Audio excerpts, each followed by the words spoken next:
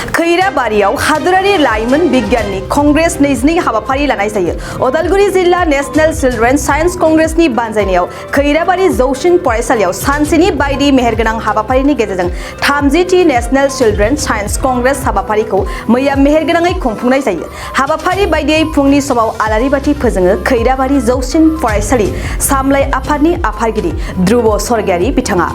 Science कंग्रेसनि फिरफिलाखौ बिरहोयो Udalguri जिल्ला academy काउन्सिलनि गाहाय नेहाथारि गायत्री बत्तराया आरो लोगोसे प्रजेक्ट प्रेजेन्टेशन खथाखौ बेखेवना होयो बेरगाव महकुमानि बेंगिरि दीपक बुआया। बेनि उनावबो बिगियाननि सायाव बिबुंथि आरो बिगियाननिजों इन्टारेक्शन हाबाफारिखौ बेखेवना होयो खैराबारि रेभिनिउ सार्कलनि मावख'गिरि मिर्दुल नादा।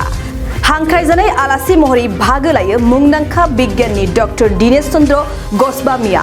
बे साइन्स कंग्रेसआव बादायलायनाय फरायसालिफोरा गासै गं 152निबो बारा फरायसालिफोरा बाहागो लायो। गासै जिल्लानि माखासे फरायसालिखौ बेहाय लिंहरनाय जादों जे 30थि नेशनेल चिल्ड्रेन साइन्स कंग्रेस 2022 बेहाय जों नुबाय 150निख्रुइ बांसिन प्रजेक्ट बेयाव फैदों।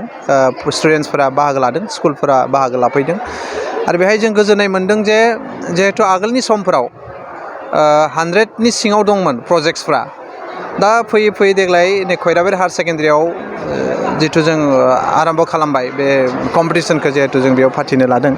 दा बेहाय नुबाय 100निख्रुइ बांसिन बा 150निख्रुइ बांसिन पार्टिसिपेन्ट्स बेयाव दङ। जों बेनिफ्राय बेखौनो बुजिनो हादों जे नेशनेल चिल्ड्रेन साइन्स कंग्रेसनि दारा जोंनि स्टुडेन्टसफोरखौ आपकामिं जेनेरेसन जायफोर स्टुडेन्टस बिथांमोनखौ जों जथेस्थ' साइन्सनि फारसे एट्राक्सनखौ जों लाबोनो हादों होननानै जों फोथायदों, खारन जोंनि पार्टिसिपेन्ट्सआ बारायदों। आरो बेनि गेजेरजों जों बेखौनो फोथायनो नागिरदों, बेखौनो मेसेज होनो नागिरदों जे नेशनेल चिल्ड्रेन साइन्स कंग्रेसआ थांनानै थाबाय थाथों आरो बेखौ दिनै जोंनि माखासे फोरोंगुरु बिथांमोना बेसिकेलि नैबे हायार सेकेन्डारिनि जायफोर फोरोंगुरु प्रिन्सिपालखौ लाफानानै बिथांमोना जथेस्थ' हेल्प खालामदों आरो डिस्ट्रिक्टनि कअर्डिनेटर्स दङ बिथांमोना हेल्प खालामदों आरो गुबुन गुबुन फरायसालिनिफ्राय गाइड बेसिकेलि साइन्स टिचार बिथांमोना गावबा गावनि स्टुडेन्टसखौ लानानै गावबा गावनि जिथु प्रजेक्टनि सायाव फुल मोनसे कनसेप्टनि गेजेरजों बेयाव डेमनस्ट्रेसन आरो कम्पिटिसना बेयाव सोलिगासिनो दङ। दा बेखाय जों गोजोननाय मोनदों थारैनो दे बे जाबाय थाथों, बेखौ जोङो फोथांनानै लाखिनांगोन आरो बेनि गेजेरजों दिनै जिल्लानि जिथु बयनिख्रुइ best first second third selection बेहाय जागोन माने साइन्स प्रजेक्टनि सायाव। आरो बेहाय मोनसे थेम होदों बिथांमोना जे आन्डारस्टेन्डिं इक'सिस्टेम एन्ड वेलबिं बेनि थेम हिसाबै होदों बिथांमोना आरो बेनि गेजेरजों दिनै गासै रिलेटेड जिखिनि प्रजेक्ट बेहा दायो कम्पिटिसना सोलिबाय थादों आरो दिनै जिल्लानि फार्स्ट सेकेन्ड थार्डखौ बेहाय सेलेक्सन खालामनाय जागोन। बेनि उनाव बिथांमोना जुदि बिथांमोना पारफरमेन्स खालामनो हायोबा नेशनेल लेभेलसिम बे प्रजेक्टआ सहैगोन। दा बेखिनि एरेन्जमेन्ट खालामनाय जादों आरो बिनि जायगायावहा डिस्ट्रिक्ट एकाडेमिक काउन्सिलनि सम्पादक सेक्रेटारि बिथाङा सामलायबाय आरो बे राष्ट्रीय शिशु बिगियान समारोह खैराबारि उच्चतर माध्यमिक बिद्यालयआव जानाया जोबोद गाजा गोमजायै जादों। 30थि गथ'साफोरनि बिगियान माने दिन्थिफुंनाय बे हाबाफारि जों बेहाय लादों।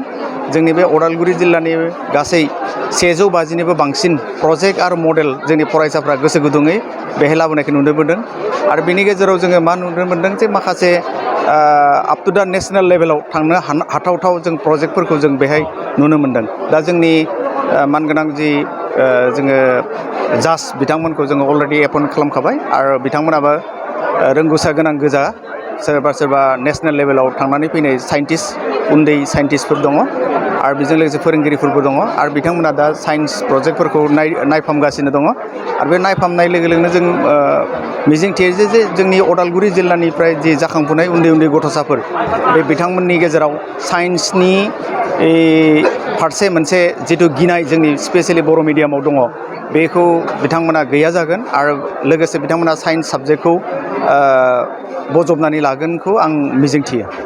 जों नुदों नैबे खिन्थु खैराबारि हायार सेकेन्डारि जि जादों बेयो माने साइन्सखौ फोरोंनो थाखाय बेयो हिस्टरि मानोना सिगाङाव बिदि मानो जोबोद बेयो आंनि थाखाय गोजोनथाव बाथ्रा जे जोंनि मानगोनां हेडमास्टारफोर आरो प्रिन्सिपाल बिथांमोनखौ आं गले गले खावलायदोंमोन जे नोंथांमोना जेसेबां हायो जोंनि उन्दै उन्दै गथ'साफोरखौ इनकारेज खालामनांगौ साइन्स प्रजेक्टनि थाखाय आरो बे हिसाबैनो गमामायैनो जों सानदोंमोन जे बे 100नि बारनाय नङा खिन्थु नाथाय दिनै 150निबो बांसिन दिनै साइन्स प्रजेक्टफोरखौ एमइ स्कुलनिफ्राय लानानै हाई स्कुलसिम जेसेबां फरायसालिफोर दङ गासैबो बेवहाय लाबोनायखौ जों नुनो मोन्दों।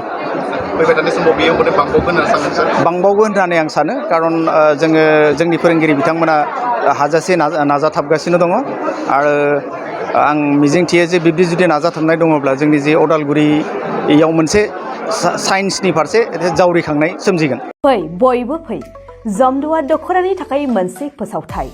गसाइगाव महकुमानि सिङाव थानाय जमदुवार दख'रा एबसुआ सानथामनि हाबाफारिजों गाजा गोमजायै 5थि खेब बोसोरसालिया जथुम्मा खुंफुंगोन। फैगौ नभेम्बर दाननि 6, 7 आरो 8 खालारखालि सानथामनि मेहेरगोनां हाबाफारिजों गाजा गोमजायै खुंफुंगोन। मख'नो गोनांदि खुंफुंनो गोनां जथुम्मायाव बायदि मेहेरगोनां आयदाफोरबो लाफानाय जादों। बेबायदिनो भलिबल, काबादि, खन्थाइ आवरायनाय, लिरनाय बायदि बायदि दिन्थिफुंनाय आयदाफोर लोगोआव जांख्रिथायारि देंखोगिरि दैख्लं खुंगुर बसुमतारी देंखोमु 1, 2, 3 मेथाइ खननाय बादायलायनायबो लानाय जागोन। फारि बायदियै देंखोमु 1, 2, 3 मेथाइ रोजाबनायाव दख'रानि बेन्दोंआव थानाय गामिफोरनिफ्राय 14 बोसोरनिफ्राय 30 बोसोरसिमनि गेजेराव थानाय बिजाथिफोरा मेथाइ रोजाबगिरिफोरा बादायलायनायाव बाहागो लानो हागोन। मोनाबिलिनि हारिमु बादायलायनायाव गाव गावनि रोंगौथिजों बिजाथिफोरा बाहागो लानो हागोन। एक्जिबिशन दिन्थिफुंनायखौ 6 नभेम्बरनिफ्राय जोबजासिम नुनो मोनगोन। 6 नभेम्बरनिफ्रायनो भलिबल आरो काबादि गेलेनाय बादायलायनाया जागोन। 8 नभेम्बर 2022 इं अक्ट' खालारखालि हारिमु मोनाबिलियाव मिस्टार प्रेक्टिकल बसुमतारी आरो मिस दीप्ति बसुमतारी मोननि गाबगोनां हारिमु आरो फेस्ला दिन्थिफुंनायखौ नुनो मोनगोन।